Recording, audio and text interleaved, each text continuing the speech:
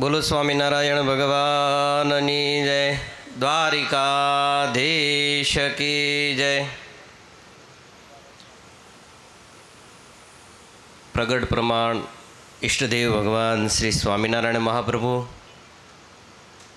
દ્વારકા તીર્થમાં દ્વારકાના મંદિરમાં બિરાજમાન પ્રગટ પ્રમાણ દ્વારકાધીશ ભગવાનના સાનિધ્યમાં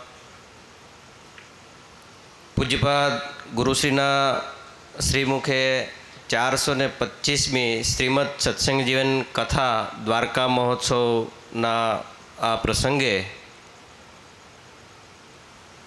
વિશેષ તો પૂજ્યપાદ ગુરુશ્રી તથા સંતોના મુખે આપણે આશીર્વાદ સાંભળ્યા છે. વિશેષ કંઈ કહેવું નથી, ટાઈમ પણ ઘણો થઈ ગયો છે. ફક્ત મારે આભાર વિધિ કરવાનો છે. ભગવાન શ્રી હરિ આ મહોત્સવ આયોજન કરાવી અને આ ઉત્સવને નિર્વિઘ્ન પાર ઉતાર્યો એવા ભગવાન શ્રી હરિ તથા દ્વારકાધીશ ભગવાન તથા નાગેશ્વર મહાદેવ આ સર્વેનો આપણે આભાર માનશું, જેથી કરી આપણને સહુ કોઈને દ્વારકામાં બેસી મહાતીર્થમાં બેસી અને આ શ્રીમદ સત્સંગજીની કથા સાંભળવાનો મોકો મળ્યો, ભગવાનના દર્શન કરવાનો મોકો મળ્યો, જે આપણા જીવનનો બહુ મોટો લાભ છે. પૂજ્યપાદ ગુરુશ્રીએ આપણી ઉપર દયા કરી આપણને સહુ કોઈને 425મી કથાના નિમિત્તે દ્વારકામાં ભેગા કરી દ્વારકાધીશ ભગવાનના દર્શન કરાવી અને શ્રીમદ સત્સંગજીની કથા 7 દિવસ સંભળાવી, જેથી આપણને સહુ કોઈને ધન્યભાગી બનાવ્યા છે એવા પૂજ્યપાદ ગુરુશ્રીનો પણ આપણે આભાર માનશું. વાલા ભક્તજનો, સાથે સાથે અનેક ધામધામથી સંતો પધારી આપણને આશીર્વાદ દર્શનનો લાભ આપ્યો છે. સાથે સાથે આ આયોજનમાં ખરેખર આયોજનનું જ્યારે તૈયાર થયું, નક્કી થયું, એટલે એક વખત કીધું દ્વારકા આટો મારી આવી, તો સૌ પ્રથમ હું મંદિરે દર્શન કરી ઘનશ્યામ મહારાજના માધવ સ્વામીને મળ્યો. કારણ કે એમણે જ કીધું ને આગળ ક્યાંય પણ જાય પ્રોટોકોલ પ્રમાણે ચાલવું જોઈએ, એટલે સૌ પહેલાં હું મંદિર ગયો. મંદિરે જઈને માધવ સ્વામીને સાથે લીધા અને કેપી સ્વામી પૂજ્ય ગુરુશ્રીને બોટાદ મળ્યા હતા. ત્યારે એમણે કીધું કે ભાઈ તમે દ્વારકામાં ઉત્સવ કરો છો તો અમારા આશ્રમની સામે જગ્યા મોટી પડી છે, એમાં આપણે વ્યવસ્થા ગોઠવશું, તો આવે સંતો આવે તો આપણે એમનું આયોજન કરશું. એટલે ગુરુશ્રીએ મને વાત કરી, એટલે હું દ્વારકા આવ્યો, પણ પ્રોટોકોલ પ્રમાણે ચાલવું પડે, એટલે માધવ સ્વામીને સાથે લઈ પૂજ્ય ગોવિંદ સ્વામીને મળ્યા. ગોવિંદ સ્વામીએ સાથે કેપી સ્વામીને મોકલી અને મંદિરની જગ્યા બધી જોઈ અને ત્યાંથી પછી અમે પાછા ત્યાં આશ્રમમાં ગયા અને બધું આયોજનની વ્યવસ્થા કરી. પરંતુ પૂજ્ય સ્વામીએ પણ આપણને બહુ સાથ સહકાર આપ્યો, પણ સમયને સંજોગ અને ભગવાનની કંઈક ઈચ્છા હશે એટલે ત્યાં જગ્યામાં બધું બંધ બેસતું નહોતું. એટલે માધવ સ્વામીને મેં બોલાવ્યા, મેં કીધું આપણે ગામમાં આટો મારવો. અમે ગામમાં 4-5 જગ્યા જોઈ, પછી મને અહીંયા લઈને આવ્યા. એટલે ગાડીમાંથી નીચે ઉતર્યા તો સંદીપભાઈ મારી સાથે હતા. સંદીપભાઈએ કીધું કે આ જગ્યા તમારી ને તમે કામ કરવા માંડો. ખરેખર ગુરુશ્રી અમે આ જગ્યા ઉપર પહેલો પગ મૂક્યો એટલે એટલી બધી શાંતિ થઈ કે ખરેખર આપણે કંઈક એવા અલગ જગ્યા ઉપર આવ્યા છીએ એવી આ જગ્યા છે. અને મને એમ થયું કે સંદીપભાઈએ તો હા પાડી દીધી, પણ બાપુને પૂછવું તો જોઈએ. એટલે મેં માધવ સ્વામીને આગ્રહ કર્યો કે બાપુને પૂછી લ્યો, તો કે સંદીપભાઈ કીધું છે એટલે જરૂર નથી. મેં કીધું ના જરૂર નથી, પણ ખરેખર પૂછવું જોઈએ વડીલોને. એટલે હું તો મળ્યો નહોતો, માધવ સ્વામી મળી આવ્યા અને માધવ સ્વામીએ કીધું કે બાપુ આગળ અમારું આયોજન હતું ને આમ છે, તો કે જાઓ શિવ કરવા માંડો. તોય હું બાપુને તો મળ્યો જ નહોતો. અમે અહીંયા સામાન ફેરવો, કામ ચાલુ કરી દીધો. 3જે દિવસે બાપુ જગ્યા ઉપર આવ્યા આટો મારવા, કામ ચાલતું હતું. તઈ હું પહેલી વખત બાપુને મળ્યો, કામ શરૂ થઈ ગયા પછી. વચ્ચે મેં માધવ સ્વામીને કીધું કે સ્વામી બાપુએ હા પાડી દીધી છે, પણ આપણે એવું નથી પૂછ્યું આ જગ્યાનું શું આપવું પડશે એમ.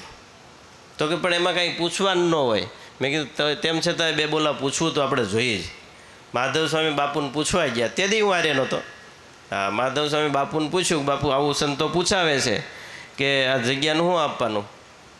તો તમારી પાસે કોઈ યજમાન છે? નહીંતર ચિંતા કરતા નહીં, મારે શું આપવાનું એ મને કહેજો તમે. આવું પબુભાઈએ આપણને બાપુએ કીધું અને ત્યારથી આપણને ઉત્સાહ જાગી ગયો અને આમાં કાર્ય શરૂ કર્યું. વાલા ભક્તજનો, એમણે જે બાપુએ જે આગળ કીધું કે ભાઈ મારા માણસોથી મારાથી કાંઈ ભૂલ થઈ હોય તો બાપુએ એમના માણસોને બોલાવી અને બધાને કહી દીધું કે આ સંતો જે માગે એ આપી દેવાનું છે, જેમ કરે એમ કરવા દેવાનું છે. અહીંયા કાંઈ પાડે તો પાડવા દેવાનું, પાડી નાખવા દેવાનું છે, છણે તો છણવા દેવાનું છે, પણ કોઈએ કાંઈ બોલવાનું નથી. એવા ધર્મ સમ્રાટ આપણા આ દ્વારકા જિલ્લાના ધારાસભ્ય શ્રી પબુભા માણેકનો આ ઉત્સવ સમિતિ વતી ખૂબ ખૂબ આપણે આભાર માનીશું. વાલા ભક્તજનો, આવડા મોટા કાર્ય કાંઈ એમ તો થતા ન હોય, ધનનું કામ ધનથી જ થતું હોય તો યજમાનોએ પોતાની સદલક્ષ્મી છૂટા હાથે મોટા હૃદયથી વાપરી અમારે મુખ્ય યજમાન નાકરાણી પરિવાર, કથાના મુખ્ય યજમાન ગોળવિયા પરિવાર, એ સિવાયના નાના મોટા અનેક અમારે કાંતિભાઈ બેઠા છે, કિશોરભાઈ બેઠા છે, ઘણા ભક્તો બેઠા છે.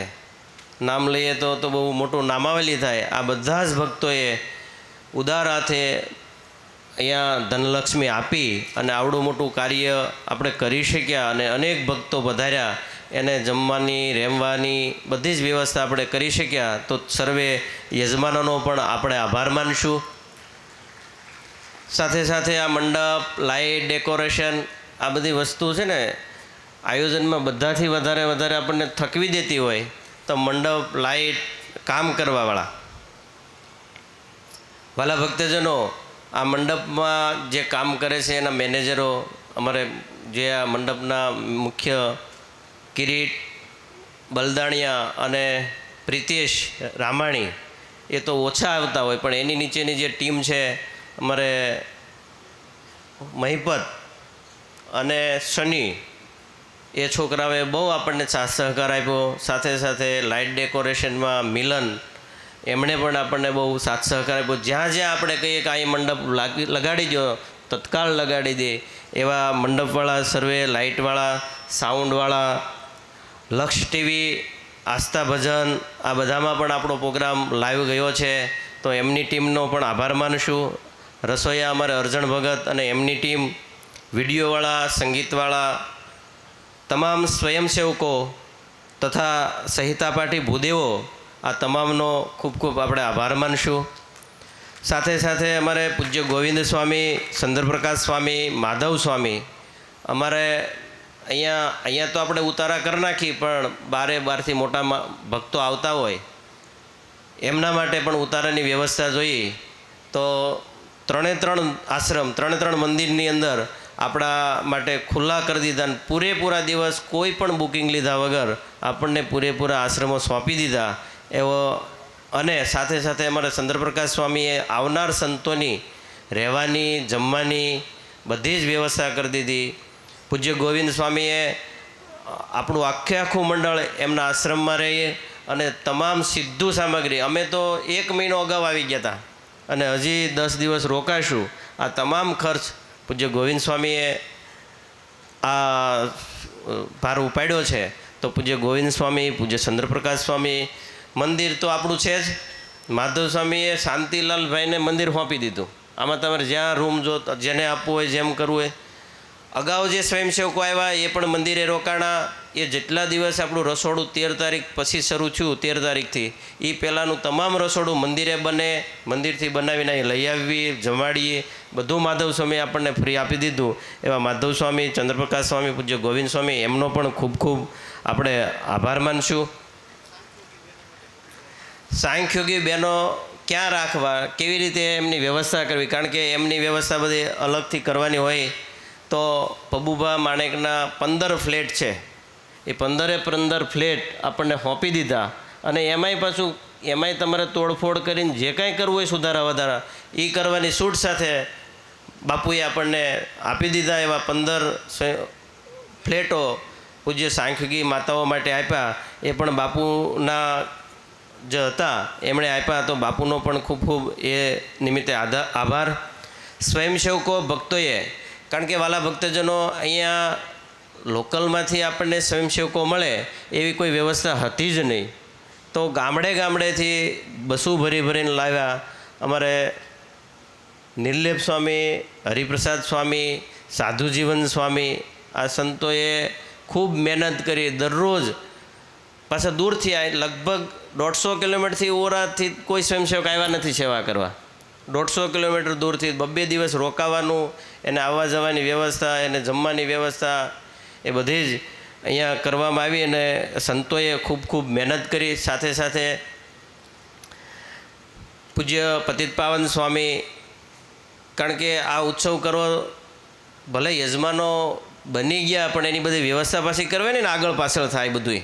ધનજીભાઈ, એ બધી વ્યવસ્થા કરવી પડે ને, એ બધી વ્યવસ્થા અમારે પૂજ્ય પતિત પાવન સ્વામીએ કરી. સાથે અમારે ગોપાલ સ્વામી આવ્યા છે, પાણી વ્યવસ્થામાં છે અમારે ગોપાલ સ્વામી.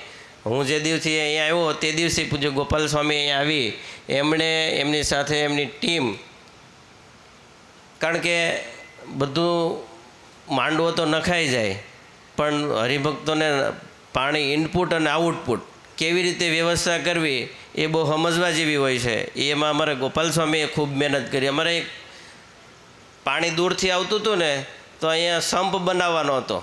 તો સંપ કેવી રીતે બનાવો, તો એક કૂવો હતો ગુરુશ્રી, કૂવોને થોડોક ખોદ્યો અને સ્વામીએ એની અંદર તાલપત્રી નાખીને બધું વ્યવસ્થિત કરીને રાતે ભરી દીધો. સવારે આવ્યા ને તે પડી ગયું બધું. 2 દિવસ સુધી એમાં મથી અને ગોપાલ સ્વામી ખૂબ મહેનત કરી છે. સાથે અમારા ધર્મપ્રકાશ સ્વામી, ધર્મનંદન ભગત ને એમની આખી ટીમ. અમે એને ચંદ્રપ્રકાશ સ્વામી હતા, અમે આટો મારવા ગયા ને તો ધર્મપ્રકાશ સ્વામી અંદર ઓલું ગાળ કાઢતા હતા, પાણી ભર્યું હતું ને ગાળ કાઢતા હતા. મેં કીધું સ્વામી આ દેખાય કોણ છે ખબર છે? કે ખબર નથી પડતી. મેં કીધું સાધુ છે. મેં સ્વામીને કીધું ઊભા થાવ સ્વામી. સ્વામી ઊભા થયા પછી ધોત્યું દેખાણું. આવી ગારો આવી જબરી મહેનત સંતોએ કરી ત્યારે આ બધું નિર્માણ થાય છે. વાલા ભક્તજનો, ખરેખર આ વરસાદ આવ્યો ને એક દિવસ આપણે અહીંયા પ્રોગ્રામ બંધ રાખીને હોલમાં પ્રોગ્રામ કર્યો અને ગુરુશ્રીએ આદેશ કર્યો કે ના, પહેલાં અમે જ નક્કી કરી નાખ્યું હતું કે આપણે બંધ રહે તો સારું, અને ગુરુશ્રીને અમે પહેલાં પૂછી લીધું કે આ પ્રોગ્રામ બંધ રહે તો સારું, અને તો હાય પાડી દીધી. પણ પછી ગુરુશ્રી રાઉન્ડ મારવા આવ્યા ને પછી એમ કે આ થાય તો સારું એમ.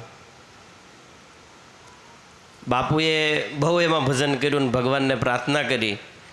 તો ગુરુશ્રીએ જે આદેશ આપ્યો, વાલા ભક્તજનો, પૂજ્યપાદ ગુરુશ્રી ઘણી વખત કહે છે કે મને અમારા સંત મંડળ, નાનામાં નાના સંત પાર્ષદ કે મોટા હોય એનાથી બહુ સંતોષ છે. ખરેખર જો એ દિવસે તમે હાજર હો અને એ આદેશ થયો અને આદેશ પ્રમાણે પછી કામ જે થયું છે એ આ સરદાર સંત મંડળના એકતાના દર્શન, એની શક્તિના દર્શન, એની ભક્તિના દર્શન, એની ગુરુનિષ્ઠાના દર્શન આ આપણને અહીંયા થયા છે એક જ આદેશથી. નહીંતર આવું કોઈ નિર્ણય લેવો હોય ને એક જણાને ન પૂછે ને પછી શું થાય? તમારા ઘરમાં 15 જણા હો, તમે અત્યારે ન હોય પણ એક વખત વિચારો, 15 જણા હોય અને કંઈ નિર્ણય લેવો હોય એમાં કંઈક આડુંવળું છું તો પછી શું બોલે બધા?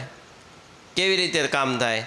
પણ પૂજ્યપાદ ગુરુશ્રીએ એક જ આદેશ કર્યો અને જેટલાને ખબર પડી એ બધા જ સંતો પાર્ષદો લાગી ગયા.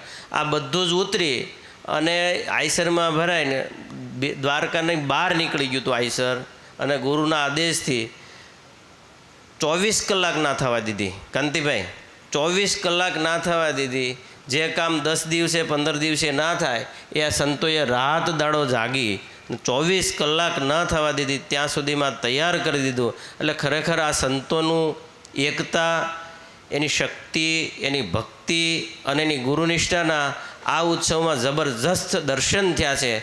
જે ભક્તોને ખરેખર પોઝિટિવ જે વિચાર લઈ શકે એને આ મંડળ, આ મંડળના નાનામાં નાના સંત એને નતમસ્તક થઈ જાય એવા દર્શન આપણને આ દ્વારકા મહોત્સવમાં કરાવ્યા છે. વાલા ભક્તજનો, ભગવાન શ્રીહરિને આપણે પ્રાર્થના કરીએ, પૂજ્યપાદ ગુરુશ્રીને પણ આપણે પ્રાર્થના કરીએ કે આ સંતો જેવી રાત્રિ દિવસ જોયા વગર આપના આદેશ અને આજ્ઞામાં રહેશે એવું કાયમી અમારા પણ જીવન બને એવી આપના ચરણોમાં પ્રાર્થના કરી મારી વાણીને વિરામ. બોલો સ્વામિનારાયણ ભગવાન.